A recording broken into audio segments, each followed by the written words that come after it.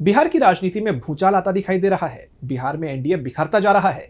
पूर्व केंद्रीय मंत्री और राष्ट्रीय लोक जनशक्ति पार्टी यानी आरएलजेपी के प्रमुख पशुपति कुमार पारस ने एनडीए से अलग होकर बीजेपी को बड़ा झटका दे दिया है और अब चर्चा है कि वो राष्ट्रीय जनता दल यानी आरजेडी के नेतृत्व वाली महागठबंधन में शामिल हो सकते हैं, जिससे बीजेपी की परेशानियां बढ़ सकती हैं। देखिए ये रिपोर्ट। बिहार की राजनीति में सियासी समीकरण बदलते नजर आ रहे हैं।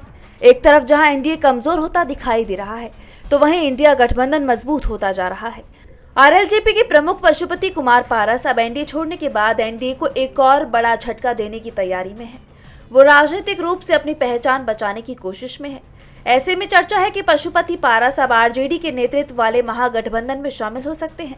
एनडीए से नाता तोड़ने के बाद उन्होंने पिछले लोकसभा चुनावों में अपने अपमान का हवाला दिया, क्योंकि उन्हें बिहार से चुनाव लड़ने के लिए एक भी टिकट नहीं दिया गया था, जिसके बाद उनकी नाराजगी समय समय पर देखने को मिलती रही और अब वो अपने इस अपमान का बदला लेने के लिए पूरी तरह से तैयार हैं। कहा जा रहा है कि महागठबंधन आगामी विधानसभा चुनावों में आरएलजेपी को कुछ सीटें दे सकता है।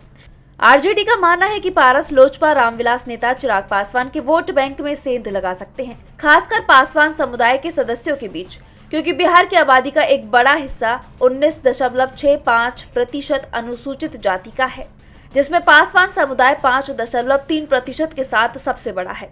अगर पशुपति पारस महागठबंधन में शामिल होते हैं तो पशुपति पारस चिराग पासवान के लिए बड़ी चुनौती बन सकते हैं, जिसका खामियाजा बिहार विधानसभा चुनाव में बीजेपी समेत पूरे एनडीए को भुगतना पड़ सकता है।